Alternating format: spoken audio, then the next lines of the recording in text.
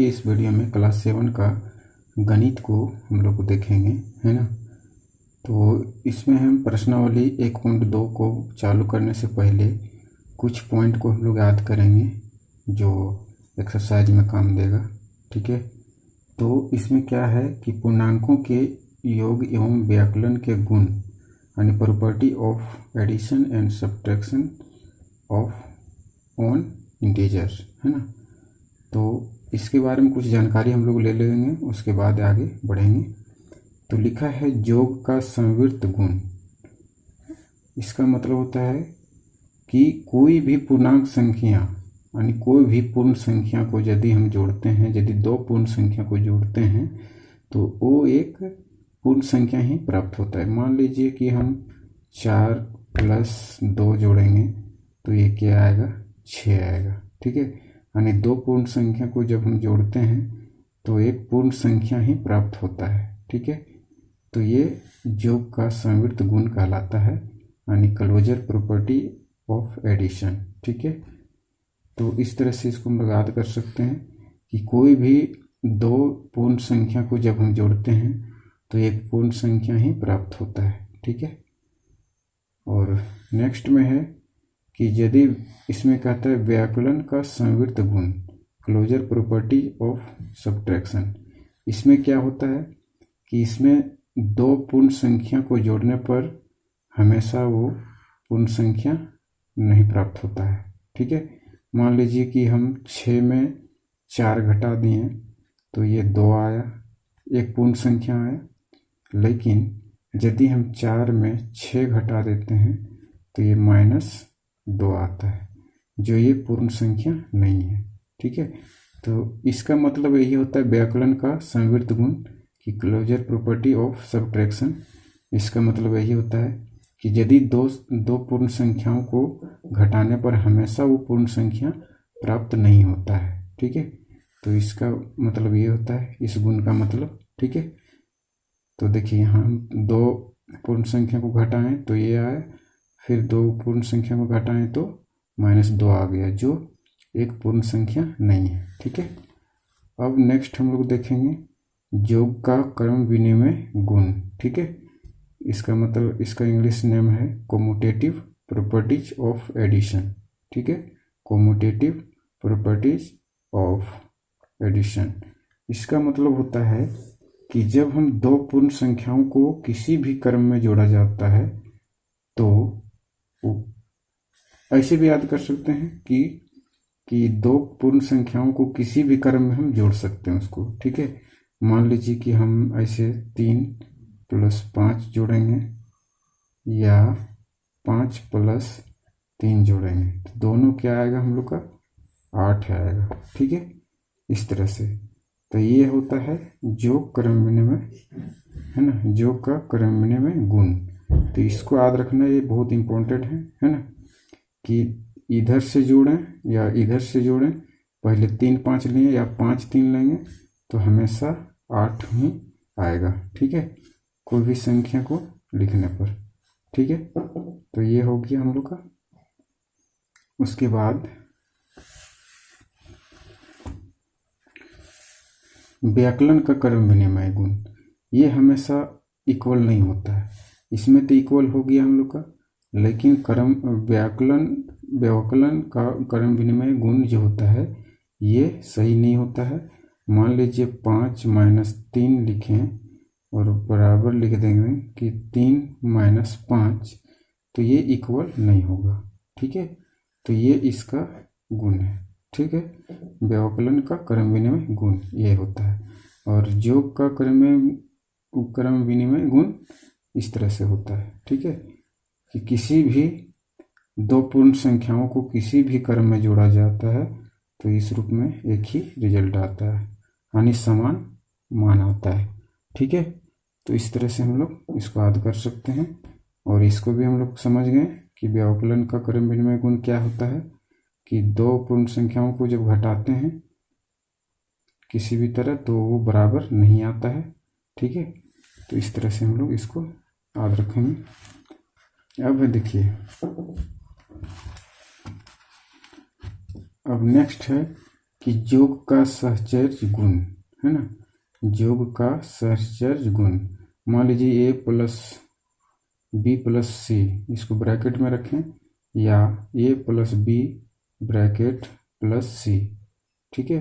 तो इस प्रकार से इस रूप में कभी भी रखेंगे तो क्या आएगा, वो समान ही आएगा। जैसे कि यहाँ हम लिख के दिखाते हैं आप लोग को, ठीक है।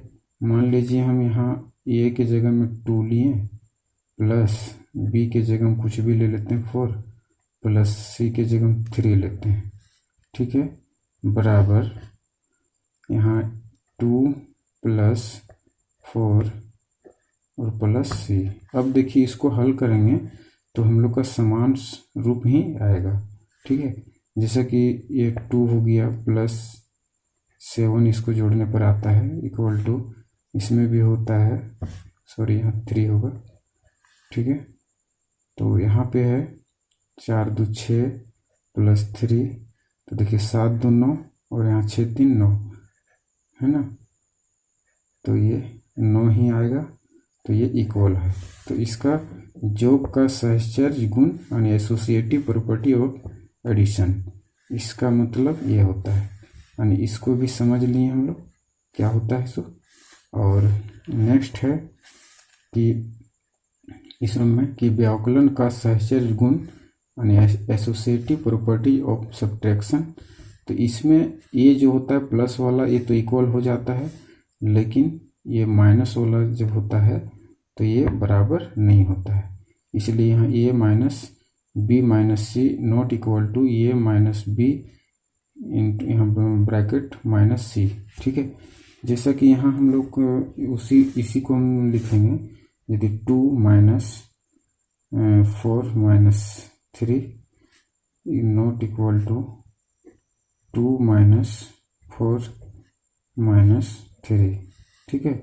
तो इसको हम हल करेंगे तो क्या आएगा, 2 माइनस यहाँ घटेगा तो 1 आएगा, नॉट इक्वल टू ये घटेगा तो माइनस 2 आएगा, और फिर ये माइनस 2, तो देखिए ये आ गया 1 और ये आ गया माइनस 4, तो ये इक्वल नहीं है, ठीक है। तो ये इक्वल नहीं है, देख सकते हैं, ठीक। और नेक्स्ट हम लोग एक चीज़ और याद रखेंगे जो हम लोग काम देगा याद रखने के लिए, ठीक है। तो देखिए लास्ट जो है हम लोग का एक और पॉइंट है, जोज्य क्या लिखा है, तत्सम्मुख यानी एडिटिव आइडेंटिटी, ठीक है। इसका मतलब क्या होता है कि कोई भी संख्या में जब हम 0 जोड़ेंगे तो वही संख्या आएगा। मान लीजिए 5 प्लस 0 करेंगे तो क्या आएगा, हम लोग का 5 ही आएगा, यानी ये के जगह में क्या मान लिए हम लोग, ये बराबर 5 मान लिए, ठीक है। तो ये के जगह में हम यदि 5 बैठा दिए और 0 जोड़ें तो 5 ही देगा आंसर। उसी प्रकार 0 में यदि हम 5 जोड़ेंगे तो ये भी हम लोग का 5 ही आएगा, ठीक है। तो इस तरह से हम लोग इसको समझ सकते हैं, ठीक है। तो चलिए हम लोग मिलते हैं आप लोग के प्रश्नावली में, ठीक है। तो इस तरह से हम लोग समझ लिए इतना पॉइंट्स, और प्रश्नावली में हम लोग को काम देगा, ठीक है। तो चलिए आगे। तो फ्रेंड फाइनली हम लोग प्रश्नावली 1.2 में आ चुके हैं, ठीक है। तो पहला प्रश्न में देखिए लिखा है कि निम्नलिखित के मान ज्ञात कीजिए। इस तरह से प्रश्न दिया हुआ है, -17 + 35, ठीक है। और उसी प्रकार से यहाँ पे है -13 माइनस ब्रैकेट में -7 है। तो इस प्रकार जो भी प्रश्न है सबको हम लोग हल करेंगे, ठीक है। तो देखिए यहाँ पे कुछ लिख चुके हैं, यहाँ देखिए यहाँ -17 है प्लस 35 है। तो हम पहले भी एक क्लास में बता चुके हैं कि माइनस गुना प्लस बराबर माइनस होता है, यानी ये जहाँ पर माइनस प्लस देख रहे हैं वहाँ क्या होगा, घटेगा, इतना पता चल गया। तो हम लोग 35 में 17 घटा देंगे तो कितना आएगा, 15 में 7 जाएगा तो 8, और 2 में 1 गया तो 1, यानी 18 आएगा हम लोग का, ठीक है। तो 18 आ गया। तो इसमें इस प्रकार में जब भी हम लोग देखते हैं तो बड़ा के साथ जो चिन्ह रहेगा वही चिन्ह यहाँ रहता है। तो देखिए प्लस है बड़ा के साथ तो प्लस ही रहा, ठीक है, समझ में आ गया। उसी प्रकार इसको देखते हैं हम लोग, इसको ब्रैकेट खोलेंगे तो -13 हो गया, और ये ब्रैकेट खुलेगा तो माइनस माइनस क्या होता है, +7 होता है, ठीक है। अब देखिए यहाँ भी माइनस और प्लस है तो क्या होगा, घटेगा, ठीक है। तो घटेगा तो यानी -13 में +7 घटेगा तो 6 बचेगा, लेकिन यहाँ बड़ा के साथ माइनस है तो माइनस चिन्ह होगा। हम पहले वो बता दिए कि बड़ा के साथ जो चिन्ह रहेगा वही चिन्ह यहाँ पर रहेगा जब माइनस प्लस रहता है तब, ठीक है। तो इस प्रकार से ये भी हम लोग हल कर लिए, ठीक है। अब तीसरा प्रश्न है इसी प्रकार 18, और ये जो है माइनस यानी माइनस और प्लस है तो ये हो जाएगा -4, ठीक है, क्योंकि माइनस प्लस क्या होता है, माइनस होता है, ठीक है। तो ये चिन्ह को आप लोग आसानी से याद करके रखना, तब ये सब समझ में आएगा, ठीक है। तो इसमें माइनस गुने प्लस क्या होता है, माइनस ही होता है। तो 18 में 4 जाएगा तो कितना बचेगा, 14 बचेगा, ठीक है। अब यहाँ पे देख रहे हैं प्लस में ही आएगा क्योंकि बड़ा में छोटा घट रहा है, ठीक है। उसी प्रकार हम इसको भी हल करेंगे, -21 में +0 जोड़ेंगे तो इसमें हम पहले भी बता चुके हैं कि इस प्रकार प्रश्न में क्या होगा कि संख्या में कोई परिवर्तन नहीं होगा, तो इसका हो जाएगा -21। कोई भी संख्या में जब 0 जुड़ता है तो उसमें कोई परिवर्तन नहीं होता है, तो ये -21 ही रहेगा, ठीक है। अब नेक्स्ट है यहाँ 5वां प्रश्न, ठीक है। तो 5वां प्रश्न इसको भी हम लोग हल करते हैं, तो -6 हो गया, ठीक है, +4 है, और ये माइनस माइनस क्या होता है, प्लस हो जाएगा 3। अब देखिए पहले जोड़ने का काम करेंगे तो हो जाएगा -6 +4 और 3 7 हो जाएगा, ठीक है। तो ये माइनस प्लस फिर आ गया, तो माइनस प्लस हमेशा क्या होता है, घटता है, तो यहाँ घटेगा तो 1 बचेगा, ठीक है, और प्लस चिन्ह है बड़ा के साथ तो प्लस ही रहेगा, ठीक है। उसी प्रकार इसमें भी हल करते हैं, 8 -3, और ये माइनस माइनस क्या होता है, +8, ठीक है। अब इसमें देखिए क्या करना है हम लोग को कि ये प्लस में और ये प्लस में, तो पहले ये दोनों जुड़ जाएगा तो क्या हो जाएगा, 16 -3। पहले जोड़ने का काम करेंगे तब घटाने का। अब 16 में 3 जाएगा तो कितना बचेगा, 13। यही आंसर हम लोग का आता है, ठीक है। अब हम लोग 7वां प्रश्न को देखेंगे, ठीक है। 7वां पॉइंट है, इसको भी हल करते हैं।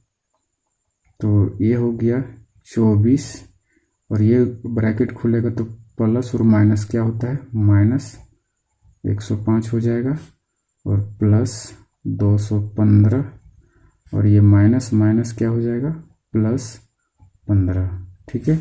अब जो समान चिन्ह है उसको पहले हम लोग हल कर लेते हैं, ठीक है। अब देखिए ये और ये और ये सब प्लस में है तो इस सबको जोड़ लेंगे, ठीक है। तो देखिए 15 और 215 कितना हो जाता है, 230, ठीक है। 230 में यहाँ हम इस तरह लिख लेंगे 24 -105 +230, ठीक है। अब 230 में फिर ये जुड़ जाएगा तो कितना हो जाएगा, 4 2 3 5 और 254 -105, ठीक है।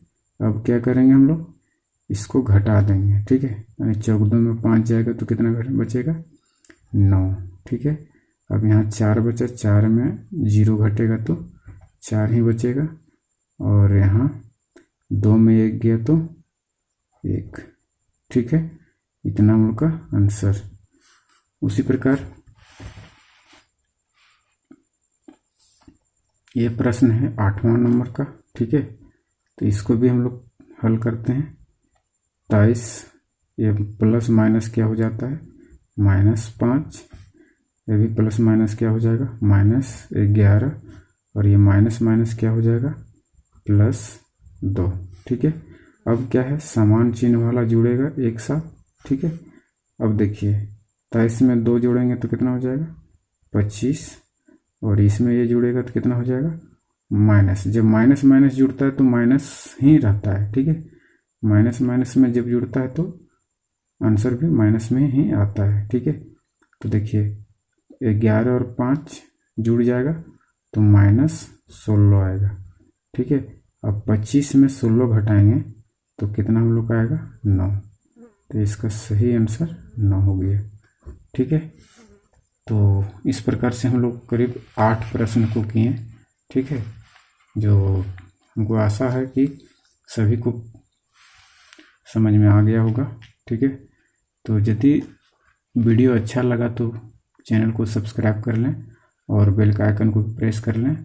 हम इसी तरह का वीडियो लाते रहेंगे, आप लोग को मैथ को सिखाते रहेंगे। ठीक है, तो हमारे वीडियो में बने रहिएगा और सपोर्ट बना के रखिए। इस प्रकार से हम पूरे मैथ को आपको आसानी से बताएंगे। ठीक है, तो चलिए नेक्स्ट वीडियो में मिलते हैं, तब तक के लिए थैंक यू।